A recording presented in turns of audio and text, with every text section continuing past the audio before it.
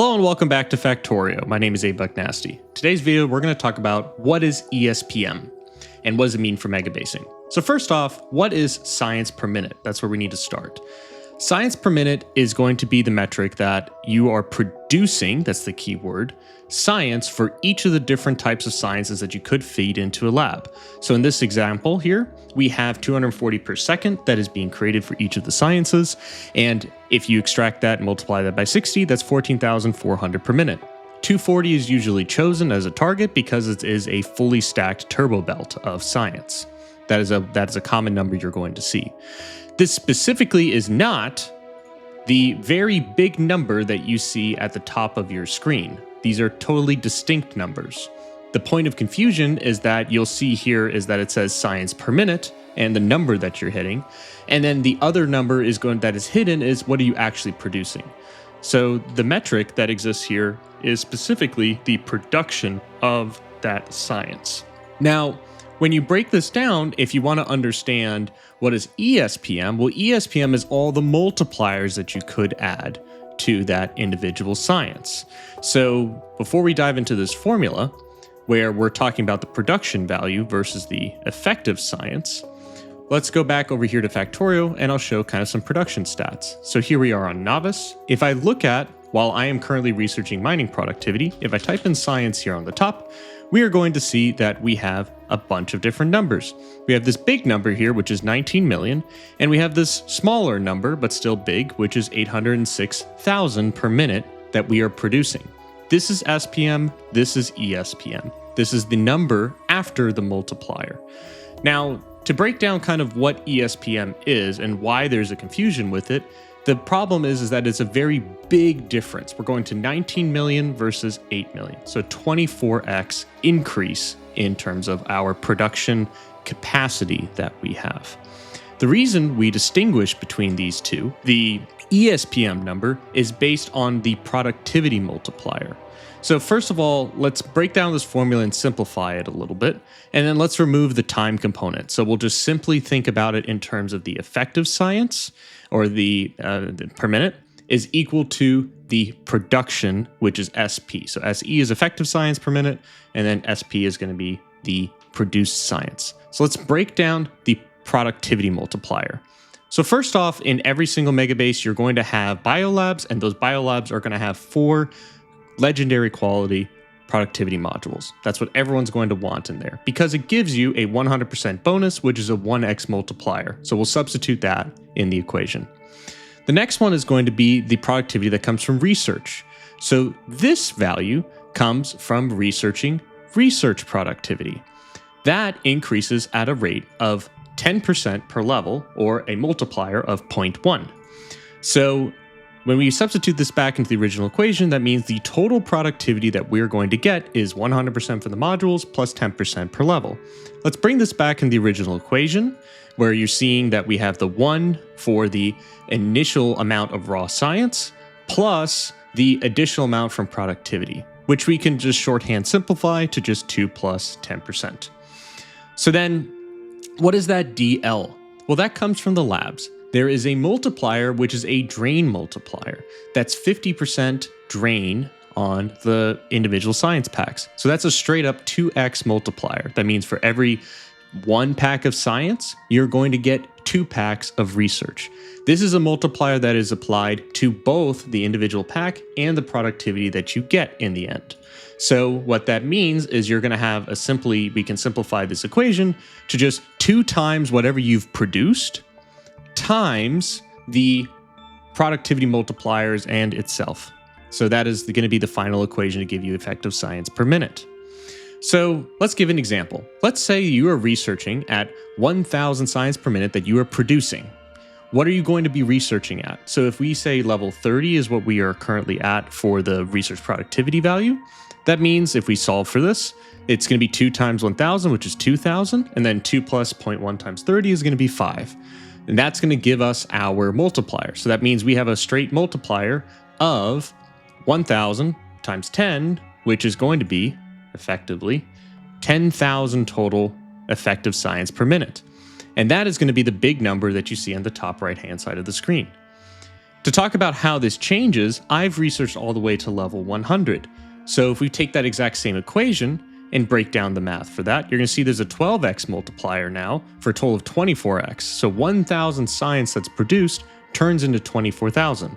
And that's exactly how, in my current save file, you go from the number of 800,000 science per minute to 19 million science per minute, or 19.346840, right?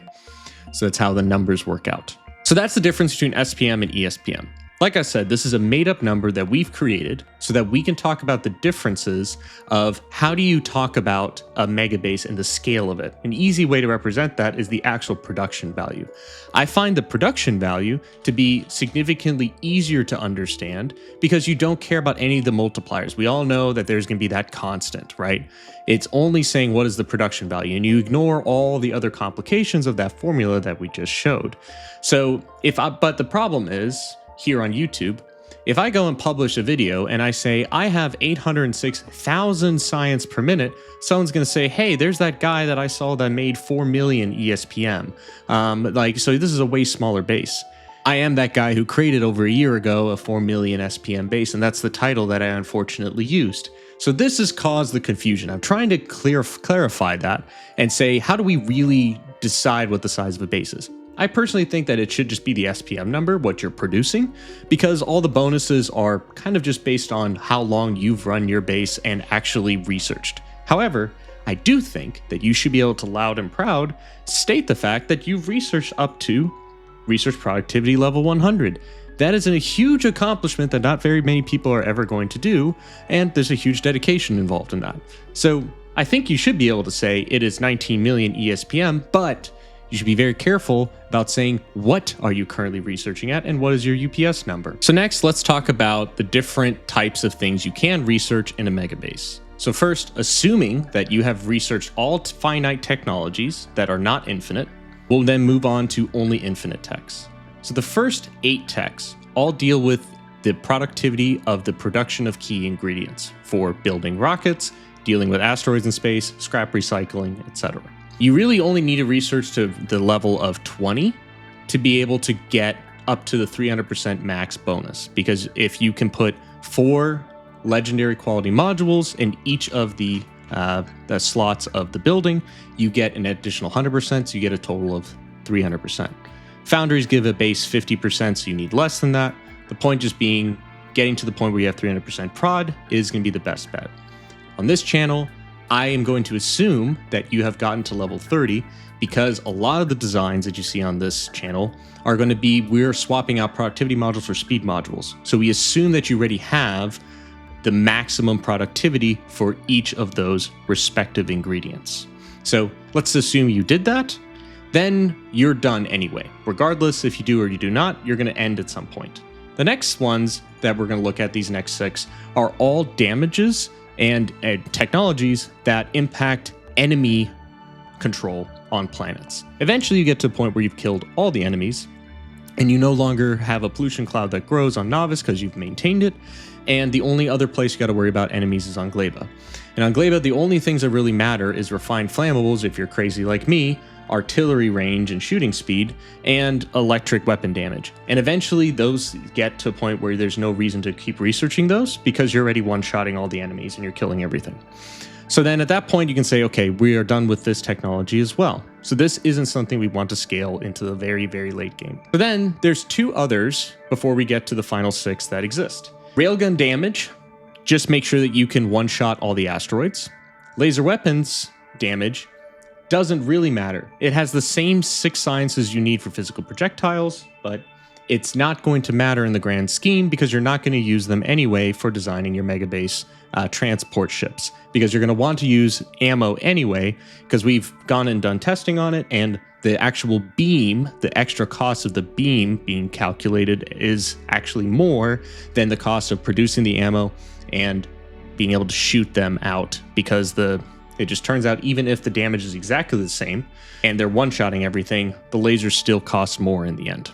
So that rules out those 2 technologies as something we want to optimize for. Finally, you're left with these 6. The first 3 are all going to be used for research productivity and for transport ship logistics. because these are going to be technologies that impact how you design ships and what level of production capacity do you need to be able to destroy all the asteroids that are coming at your ship. The last three are going to be true infinite techs that you can research indefinitely. Now, they all have practical limits to what you can research, but we'll get into that in a second. Here's the problem. In vanilla, it was very clear cut. Every single science that was infinite all required 6 science research. So in this scenario, it was very simple. You would design a megabase, you target 1,000 science per minute production, and then you would build everything up to the point where you hit that number. And you could constantly research at that rate and feed all your labs. Because it was always 6 sciences, the relative costs in terms of UPS, although they're different because purple science costs a lot more and utility science costed a lot more because we didn't have foundries and all the wonderful productivity bonuses. So in those cases, there was some difference, but it was very simple. Every single thing required the same amount of science packs. So in general, you would just target to be able to research any and all of the different sciences at the production rate that you wanted. Space Age, unfortunately, changed this. So now it's not clear at all which technology you're talking about when you're talking about the true production rate of your base. Because the UPS costs of a force science, like mining productivity, is significantly less expensive than research prod. So physical projectiles is also relatively cheap because space science is very cheap in terms of UPS. So are the rest of the science produced locally on Novus. There's no overhead of actually delivering them and bringing them in from other planets. And so that was also relatively cheap science. Then you get into the 7 sciences. These start to get more expensive, especially Fulgora. And so this is where the cost of these sciences go up in terms of UPS. And then finally, Railgun is actually one of the most expensive sciences. And I'd actually argue that you are, in this case, producing more science per minute, total raw science that you need to produce for Railgun damage than you actually need for research productivity. But research productivity costs like twice the amount. So that's all because Promethium science is still so expensive. So the reason I say that Railgun damage actually is more expensive to run is the linear cost, the exponential cost drastically quickly increases for Railgun speed if you're going to be shooting for that. But the main reason is because of the 60-second research, if you target this research and you go with the methodology that I do on Novus, where I run my labs at half the rate for research prod with the same 1,000 labs, and then I run it at the normal speed where it goes for the 60-second research. In that case, technically the 60-second research is more expensive at that point than research productivity because you have 8 sciences that are running at twice the rate of research productivity. So you're technically running the equivalent of 16 sciences. So it's actually a more expensive per minute production value if you employ that methodology. Now, of course, the most expensive is always going to be research prod if you double the number of labs, because now you're producing the same amount on all the different planets, but you just are running with twice the number of labs. So let's quickly talk about the cost breakdown per level, because they are very different, as you can see on the right-hand side. Because they're exponential, a linear graph doesn't make a whole bunch of sense to go and explain it per level, so we'll switch to a logarithmic graph. This way, all the different actual plots, the linear means that it is a true exponential curve, and then all of the ones that are not linear and taper off are going to be, and especially once they go constant, like for mining prod, then effectively they are going to be a linear increase. So with these changes, you can see that there's a very sharp difference in terms of at already level 30, you're going to get into the 10 to the 13th power in terms of actual science that you're going to be requiring for railgun shooting speed. Now, if we go and extract this even further and go to level 500, now you're seeing that we're in absolute crazy territory, and you will be waiting until the heat death of the universe to be able to research any of this technology. So specifically, we're talking about worker robot speed, railgun shooting speed, and overlapping with those two, because they have the same scaling factor, is going to be physical projectile damage and explosive damage. The only ones that are kind of semi-achievable is going to be research productivity and mining productivity in the very, very long run. So in the end, the only two technologies that you can ever practically research forever is mining productivity and research prod. but the other ones are still fun to go and research, even if you're doing the split of 60-second research and 120-second research. So let me talk about quickly here mining productivity. So here I'm going to be plotting 8 belts versus 16 belts versus 48 belts. Let me switch to Factorio and let me explain what I mean by that. So for example, on my save file, I have designed this to be able to be targeted for research productivity of 8 total stacked turbo belts, or 115,200 per minute of science that we are producing. All the other sciences are scaled up to run at that when we're running research prod. We have the same fixed number of labs that are going to be available here, right?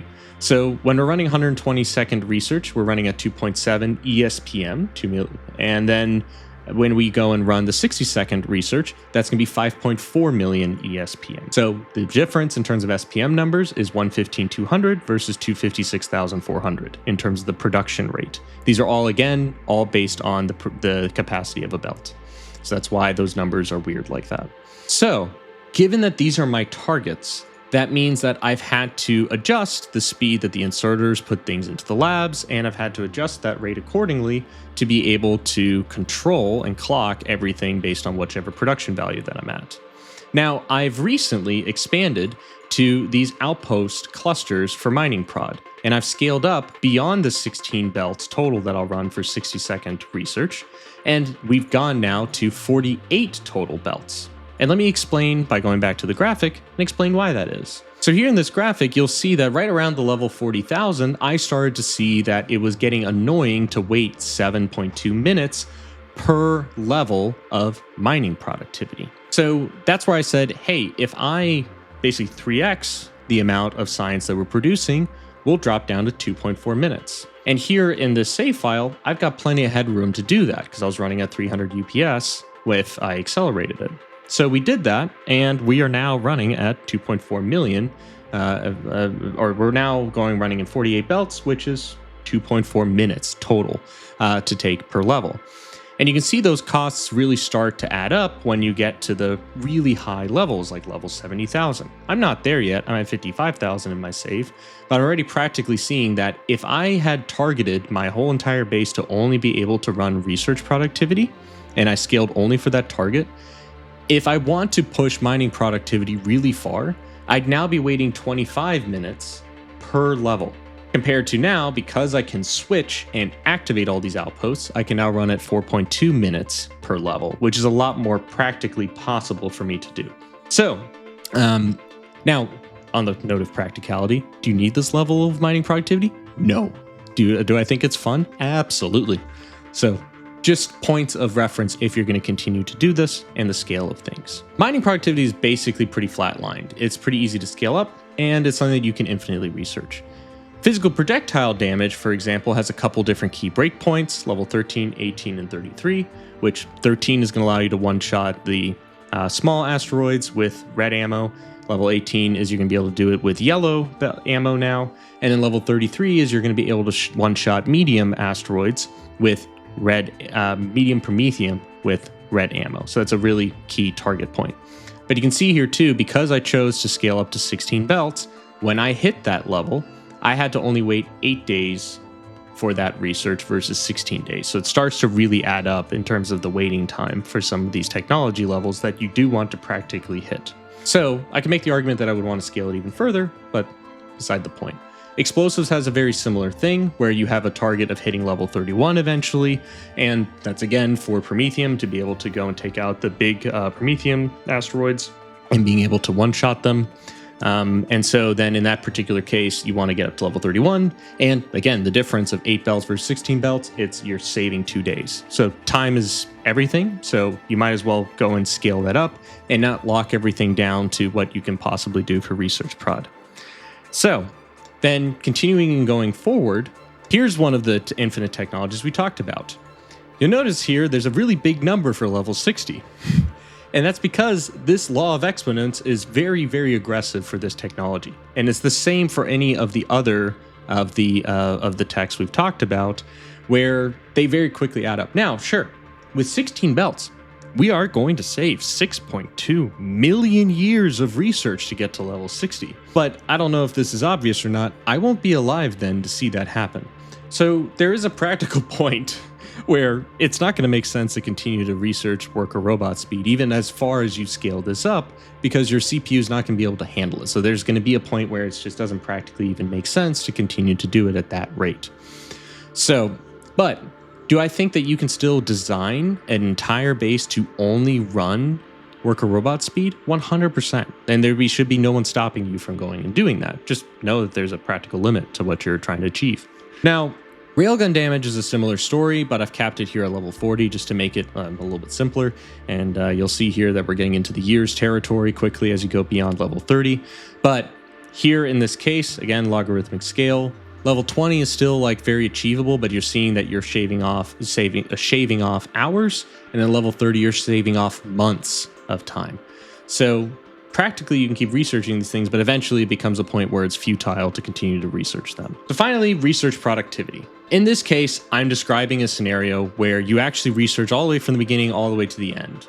And in this case here, what we're talking about in terms of the productivity multiplier here, you're seeing I've researched up to level 100, which took about 21 days at 8 belts to go and research.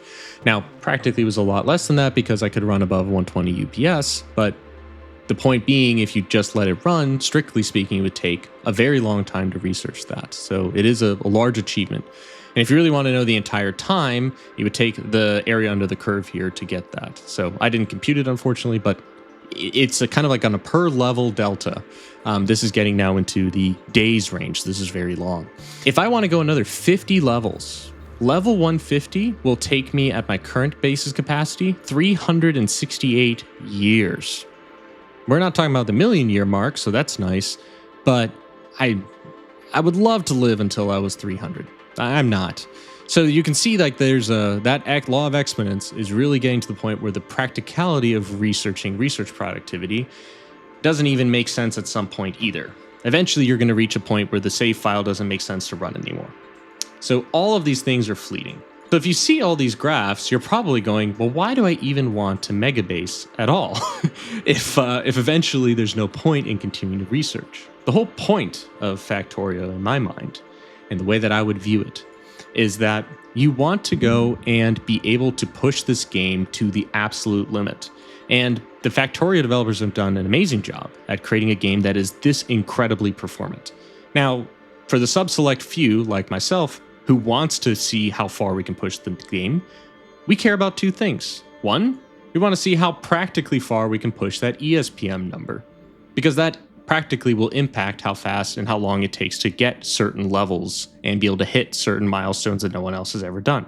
The other part, from a discovery standpoint, is saying how can we optimize the sciences so we can add more capacity to hit, in this case, 48 belts of science, while still maintaining, in this case, if I go and run this at a faster accelerated rate, 130 to 140 UPS. That's also its own achievement that we're looking for. Now, here's the caveat for megabasing. Your hardware is going to be totally different than mine, and don't compare the numbers that you see on this particular, or anywhere on YouTube, with what you are capable of doing on your own computer. Because keep in mind, my particular computer here is a save file, or is a computer that has been very purposefully optimized only for running Factorio. I'm running on Linux, I have a 9800X3D, and I've done a whole bunch of timing changes and profile changes on my actual hardware to be able to hit certain numbers, so overclocking all these different things. So if you're running on the laptop, or you're running on older hardware, you're not going to be able to hit the same numbers because you don't have the same type of cache and memory limits and constraints that you would have.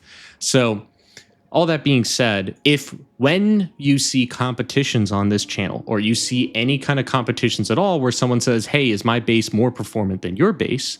You got to compare it on the same hardware. So the overall point that I want you to take away from this video, if you take nothing else away, is understand the difference between ESPM and SPM and what those big numbers are. And that you'll see people on YouTube, and I'm guilty of this as well, of going and clickbaiting titles with 20 million ESPM. Because the number is big, and so people want to go and see big numbers. Truly, SPM is the best way to measure it. but we're kind of at a point where that's kind of too far gone for people to want to go and see a 800,000 SPM base because they're already have seen on YouTube by people like yourself who have posted a 4 million ESPM base, and now they think that thing is small. You shouldn't, but that's going to be hard to fight.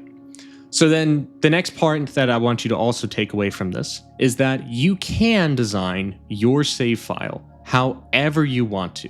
If you want to go and play Scrooge McDuck and go and see how many rocket silos can I make per minute, and you want to go and put them all in a whole bunch of chests and then run around in them, great. Go and build your base that way. So what actually constitutes a megabase in the end? A megabase for me is going to be something that in space age, I think the milestone should be a true million effective science per minute. Practically, you can achieve that number at certain levels. With, let's say you only research to level 30. You can hit that by making about 7 belts of science of each individual one. If you spend a little bit more time and get to a very easily achievable level 60, you can get close to about 4.3 belts. And then if you go all the way to level 66, and technically 67 is the break point, that's when you can be running just 4 stacked turbo belts of science, and you're already at 1 million.